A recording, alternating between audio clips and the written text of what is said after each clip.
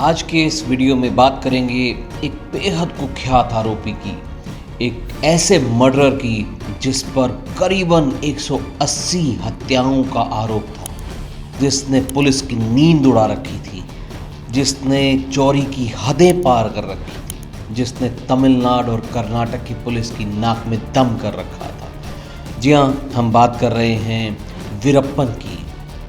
वीरप्पन एक ऐसा कुख्यात अपराधी जिसने पुलिस को बेहद परेशान किया सालों तक। चलिए हम आपको कुछ ऐसे अनसुने किस्सों के बारे में समझाते हैं, बताते हैं, जो शायद ही आपने इससे पहले वीरप्पन के बारे में सुने हों। वीरप्पन की विशेषता ये थी कि वो कुख्यात डाकुओं में से एक माना जाता था। जब देश के कई हिस्सों में डाकुओं के कहर से लोग पीड़ित थे, लेकिन उसमें नंबर 1 जो थे वो थे वीरप्पन। दक्षिण भारत के जंगलों में खतरनाक डाकू माना जाता था वीरप्पन को, और तमिलनाडु और कर्नाटक की पुलिस काफ़ी परेशान रहती थी। कहा जाता है कि वीरप्पन को पकड़ा जाना मुश्किल ही नहीं, नामुमकिन था।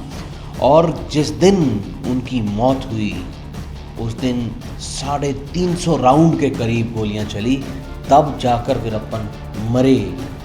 जी हाँ, अब आप ये समझिए, अब आप ये देखिए ना, ऐसा व्यक्ति जो मौत से बिल्कुल डरता ही नहीं, भयभीत होता ही नहीं, 350 राउंड गोलियां जिसके लिए चली हों, वो थे वीरप्पन। 2000 से ज़्यादा हाथियों का उन्होंने शिकार किया, अलग अलग कामों के लिए, जिसमें कई बार हाथी के दांत की तस्करी, अवैध शिकार करना, अपहरण करना, लोगों का गैर कानूनी काम वीरप्पन करा करते थे।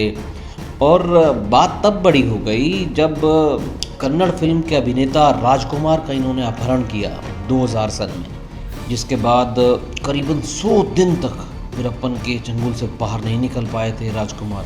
हालांकि ये बात और है कि इस घटना के बाद वीरप्पन को पकड़ने के लिए ज़ोरों शोरों से पुलिस लग गई। वीरप्पन को पकड़ने के लिए स्पेशल टास्क फोर्स बनाई गई उस समय, और जिसके प्रमुख थे विजय कुमार। वीरप्पन को पकड़ने के लिए इस ऑपरेशन पर विजय कुमार ने किताब में जिक्र किया है कि 4 साल करीब लग गए वीरप्पन को, पीछे हम दौड़ रहे थे और वीरप्पन को मारने में। खैर, विजय कुमार ने अपनी किताब में कहा कि 2001 में तमिलनाडु की पूर्व मुख्यमंत्री जयललिता का उन्हें फ़ोन आया। फ़ोन पे उन्होंने कहा कि वीरप्पन को पकड़ने के लिए आपको STF का प्रमुख बनाया जाता है।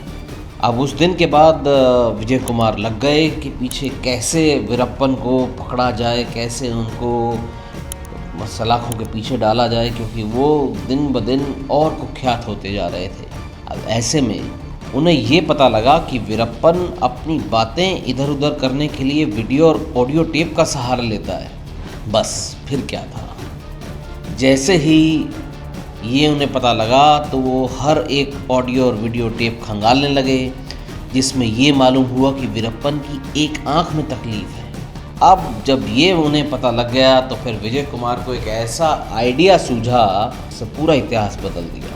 अब देखिए ना, किया क्या विजय कुमार ने। विजय कुमार ने बड़े ही चालाक अंदाज में ये इस बात का सोच लिया कि अगर वीरप्पन को आँख में तकलीफ़ है तो वो कभी ना कभी तो जंगल से बाहर उपचार कराने के लिए ज़रूर जाएगा। अब जब उपचार कराने के लिए जाएगा तो फिर हम उसे पकड़ सकते हैं।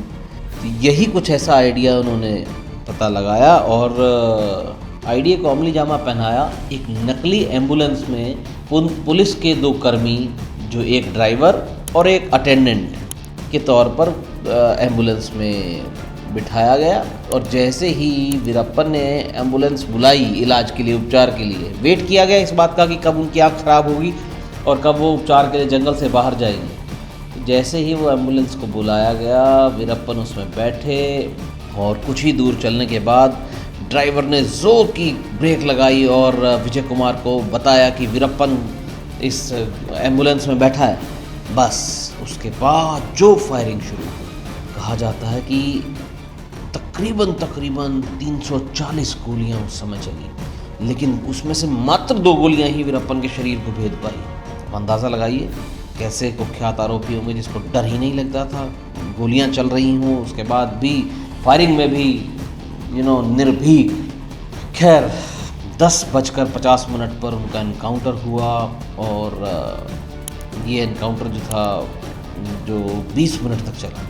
हालांकि इसके बाद विजय कुमार का कहना है कि वो एनकाउंटर अगर ना होता तो न जाने वीरप्पन कितने लोगों की जान और ले लेता, कितने हाथियों को परेशानी होती, जंगल को परेशानी होती, लोगों को परेशानी होती, देश का और कितना पैसा डूबता। दोस्तों, आज की कहानी आपको कैसी लगी हमें ज़रूर बताइएगा, और कमेंट सेक्शन में जा कर के आप हमें इस पर कमेंट लिख सकते हैं कि आप इसी तरह की और कहानियाँ सुनना चाहते हैं, तो ज़रूर आप हमें बताइएगा।